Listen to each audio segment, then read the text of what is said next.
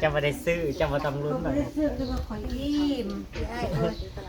สบายดีเลยพี่น้องยังมาทลายกราฟพี่น้องเอ้ย เจี๊ยบว่าจะพาซื้อเด้อสิไปกินขนม สิบายเมซี่อยากเฝ้าซื้อจังได้กระเบิ้งทีละมาตั้งแต่เช้ายันค่ำทั้งนอนทั้งกิน เดินวัดกับบกวดซอยคุณพอกิน ยายจะลุ่มมาเลย ก็ไป เนี่ย สิบ่ได้ไปไส้แหละ พี่น้องมาลุ้นรวยกันรางวัล ตอนแรกพอกันนั่ง เต้นเด้ตื่นเต้นเด้ไผสิรวย ไม่บอกว่าจะก็ให้ไปนี่ โอ้ยมีคนซื้ออยู่ได้1991เลขท้ายเลขหน้า3ตัวกำลังจะออก คือบอกนะว่าออกเลขกระปู ถ้าออก3ตัวบุขาตรงๆนี่สิถวาย11,000เลย อืม ถวายจะได้11,000 ถวาย ซอยสั่ง 11,000เลย ซอยสั่งวัดนี่ คนขนาดผมไม่ได้ซื้อ3ตัวซื้อ2ตัว เอามีแต่ซื้อแต่2ตัวพี่น้องเขาไม่ได้ซื้อ3ตัวคือเมซี่ น้ำแดงไปก่อน ปู่ดีก็ได้ แต่2ตัวก็สิได้กินน้ำแดงนั่นแหล้ว ปล่อยว่างอื่นปล่อยอยู่โทรศัพท์โทรศัพท์บ่ได้ซื้อมาใส่มันยังปล่อยวางเลยปล่อย ได้ได้มันสำคัญใดมันเป็น เอา ปัจจัย ที่เว้า สำ เด้ คั อ ญใด ว่าแต่ละเหมาะว่าแต่ละบ้านกับมันหักมีเนาะหลวงพ่อชื่อยาคูชื่อนี่นะ เป็นปัจ เดี๋ จั ยวย จะเป็นออกซ่า แต่ว่าแห่งนี้บ่มีดอกมีแต่เมซี่เนี่ย มันสิออก3 ทำเวลาทำรูปขนาดนั้น ออกเลขหนาก่อนแต่ว่าเนาะ ในหน้าผมไปซื้อลอตเตอรี่ดอกวันนั้นว่าจะซื้อของปู่ผมไม่ได้ซื้อลอตเตอรี่นะคุณลุง ว่านี่บ่มีลอตเตอรี่จักใบ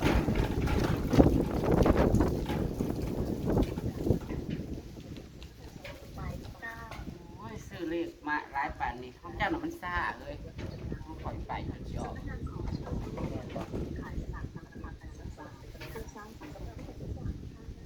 ปกติท่านเนี่ยไปห้องพัก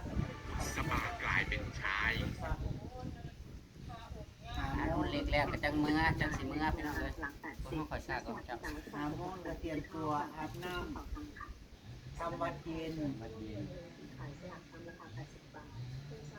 9 วันแล้วพี่น้องเอ้ยครบ9 สาธุเด้อปู่เด้อปู่จะได้ดูดน้ำแดงบ่หวันบ่ไหวเมซี่บอกว่า ปู่ยิ้มแล้ว ที่ได้แสดงความเป็นที่ร่วมถูกต้องทุกคนแล้ว จากนั้นนะคะจะหมุนอุปกรณ์ออกรางวัลให้ลูกบอลหมายเลข แกแมนซ่าหายดีก่อน จะเย็นๆค่ะผมจะถูกไว้ต้องใจเย็นๆ คนสิถือ คิดอยู่ได้ในเมื่อนี่สิแบบสิตั้งต้นแนวใดดี เอาสิตั้งต้นจังได๋ ชื่อว่าบ้านก็เข้าอ่ะ FC เพิ่นแฮงบอกว่า เรียกบ้าน FC เพิ่นแฮงบอกว่า น้องครับบอกว่าโอ้ยออกมาแต่ว่าเป็นกันนะเจ้าก็จำปกตินี่แหละเธอ เสียเจ้าออกจากวัดไปเจ้าก็ผู้ใดว่าเจ้าก็ยิ้มไว้เจ้าก็สุดท้ายเอ้ยเขาว่าให้มันผ่านไปสัก2-3 วันก่อนให้มันออกนี่ เฮ็ดใจเรื่อง เห็นใจลงๆไปต้นออกยิ้มใครบอกยังก็ยิ้ม ตั้งใจ ยาก็สงบเงียบลุงไปนี่นะ โอ้ยบอก FC บอกว่าเขาทางถ้ำนี้ถ้ารวมตัวกันเจ๊เจี๊ยบเจ๊สีเจ๊อมราเขาว่าปฏิบัติท่านนี้น่าจะดีนะ ทำแต่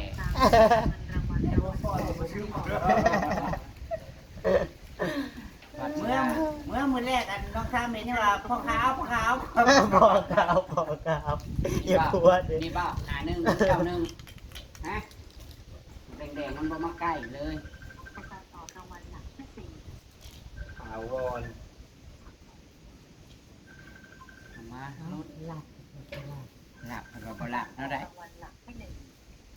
รุ่นยังเอ้ยมันประทันมาหอดซ้ำโตหนากับ ยังทำหนานี่ก็แล้วสิออก รางวัลเลขหน้า3ตัวครั้ง ที่ทำอะไร โดยเจ้าหน้าที่จะหมุนอุปกรณ์ออกรางวัลให้ลูกบอลหมายเลข ไม่เป็นไรเราไม่ได้ซื้อ เราไม่ได้ซื้อเลขอะลอตเตอรี่ แม่อาบน้ำอยู่ไม่เป็นไร ก็อยากรุ่นเนาะ ต้องให้ลูกบอลหมายเลขตกลงที่รองรับด้านหน้า 41กับลายเนาะคน มื มื อ อ เลขที่เขาจุดนะครับว่าพอห้วยไทยเขาไม่ได้พักกันน้ำได้ พร้อมแล้วจะออกรางวัลเลขหน้า3ตัวครั้งที่1 เอียงกับ729นะเขาไม่ได้น้ำกับ ของมีนะ 746แต่ว่า46อันว่า49มันออกมือนั่นนะนี่ก็ 49 อยู่วัด เดี๋ยวมันคือ ป่า อันนี้น้ำตะนั่นตะกองของพี่เลยนี่น้ำอยู่ เนื่องจากนะคะได้อุปกรณ์ออกรางวัลนะคะหลักที่หนึ่งค่ะฝา น้ำ อุ จะ ป ตาม กรณ์เปิดออกนะคะขอเรียนเชิญท่านประธานกรรมการ เออ มะเผาเมซี่ โดย มะ อาจารย์ เผาพ่อข้ามะเผาพ่อข้า มาเป่าพอข่าว อาทิเดชให้อุปกรณ์ออกรางวัลชำรุดนะคะให้เป็น โอ้ย ของท่านประธานกรรม บ กา อ ร กดีขึ้นแล้ว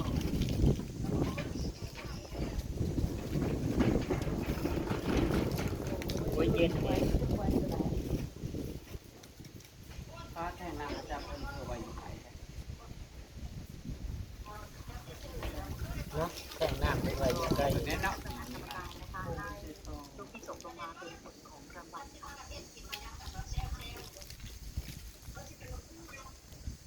ใช้การข่อยมานี้หน้าข อ้วน นม อ้วน กำลังรุ่นอยู่ กา นะ รตู่มาเด้อนี่เด้อการตู่เด้ อะไร อ กัดงู การตู่นี่เด้อ นี่ตัวนี้แหละพี่น้องไล่กัด ตัวนี้แหละกัด กา ทาร ง ตู่เด้อ พูดบอก การตู่บอกไม่ถวายเงินไหน10,000เด้อ พูดบอกว่าบอกเลยเพราะว่าเดี๋ยวนี้หาย 595 โอ้ยไม่หักเก้าห้า พูด ไป พูด ครั้งนะคะรางวัลเลขหน้า มาแล้ว เออ เก้า ได้ เลขที่ออก 595เลขท้าย3ตัวครั้งที่1แล้วก็เลขท้าย3ตัวครั้งที่2กำลังจะมาพี่น้อง ก่อนหมายเลขค่ะในหลังเฉพาะของเลขนะคะนำออกมาเลยวันค่ะ บอกทุกคนได้โอนจะอะไรเรา ถามเมซี่ถือเนาะเมซี่สี บอก สงสัยสีลื่นว่าอยู่ใน บอกไอ้สิสงบสิเงียบยันแกนคนโง่อดหัวอยู่เดียว ก็เยอะด้วยอยู่ในใจ ยานก้นหูบัดพ่อยาคู่ละการเข้ามาแล้ววันนี้แหละ ให้ประชาชนที่ซื้อสลากร่วมกันสังเกตสลากจำนวน 595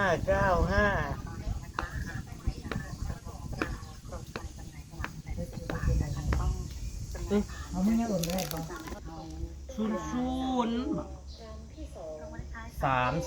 309ออกแล้ว ข้างล่างนะชุน การออกรางวัลเลขท้าย2 ตัว1ครั้งค่ะ เมื่อก้อนมันก็ซูนๆแม่งบ่ ใช้ของข่อยมันนะหรอมันยัง นี่เลยชุนหรือยังไง โอ้ย อ๋อ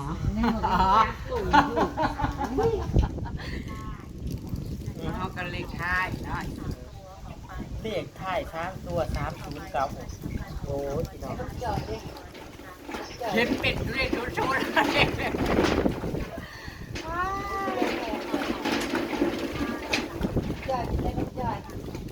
ลุ้น2ตัวพี่น้อง ให้ปักจอยนะมานี่ แม่ปูอยู่ไกลเนี่ยเด้อปู นี่พ่อค้าก็นั่งอยู่นะ น้องเลยลบ นี่พ่อค้าก็นั่ง ผัดฝุ่นผัดใบไม้เขามาก จำได้ไหมจำไม่ได้ ตื่นเต้น จำไม่ได้ให้ตัดที่ขนมจีนและข้าวขาวนั่นน่ะจำข้าวขาวดูกันไก่จำไม่ได้เลยนะไก่จำไม่ได้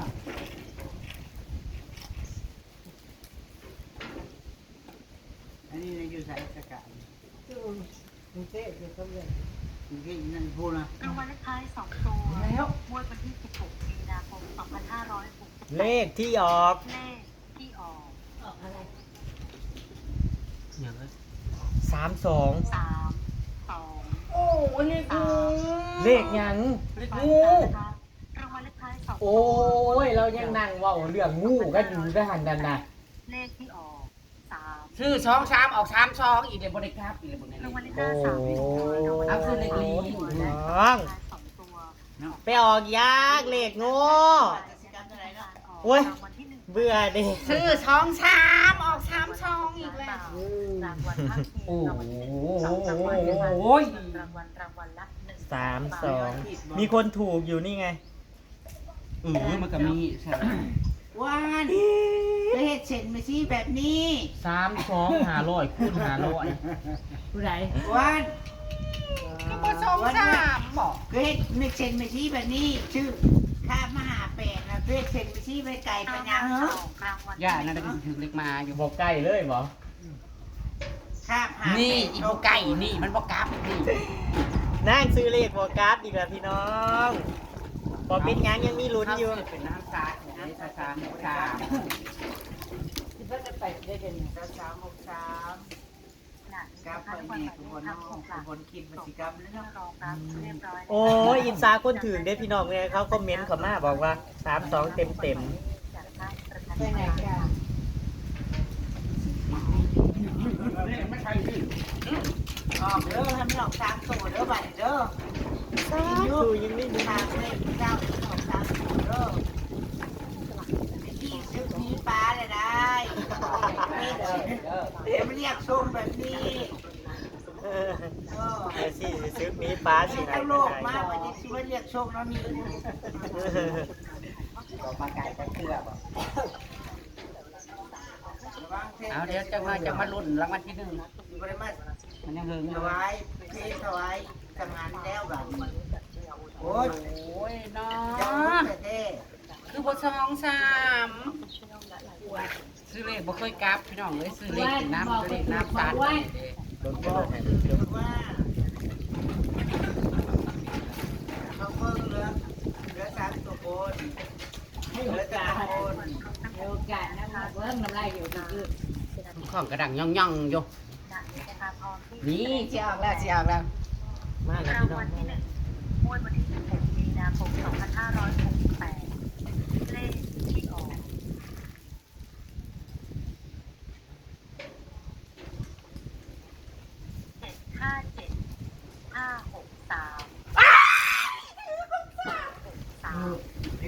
เลขลิง ทั้งบนทั้งล่างเลยจะทิ้งน่ะ โอ้ยวิดหนีอยู่บ่ดินี่พี่น้องมากัดเลขลิงนี่ก็ได้ซื้อเล นี่ ข เองส่งหน้านั่นเองแหละ มามันกัดชงดีเนาะดีแล้วก็มีหูลิงเลยเรื่องซื้อเลขลิง336 เจ้าอย่าไปสอนเราปฏิบัติใส่ดีเขาเลยพอจำนั่นนะ กระยาเขาก็ลดหน่อยลงมา ดีเนาะผู้ชายชื่อนั้น แต่หกตามบอก แต่เขาขาวเด้อ 2568 เอาได้ออกเลขลิง บอก ดี แล้ แล้ว ว รางวัล3ตก แต่ นะคะ บริษัทเขาซื้อกับน้ำ พี่น้องนั่งได้30 บาท การตกกับการตัว 50 บาทค่ะรางวัล3สลับหลักนะคะมีทั้งหมด ใช่แหละ 5หมายเลขค่ะได้แก่หมายเลข 563 30 บาท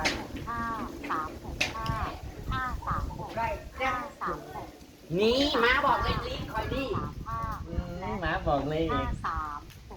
มั มักแดงบอกเลข มาอ้วนมา มักอ้วนบอกเลข รางวัล2 อ้วนมากัดเพิ่นเอา บอกเลขลิงลิงนี่ บอกเลขลิงลีพี่น้องเพราะว่านั่งใจสงตัวดีมากมันมีลิงอยู่ในนั่งย่างเขามากเลยพี่น้องนั่งย่างมาหอดนี่ม้ากับแลนมาผัดมาครบส่งนั่งเอามาดึงส่งนั่งเห่า ทางทองมันบอกสองทาง ผัดนั่งกับซื้อม้ากับลิงผัดออกลิง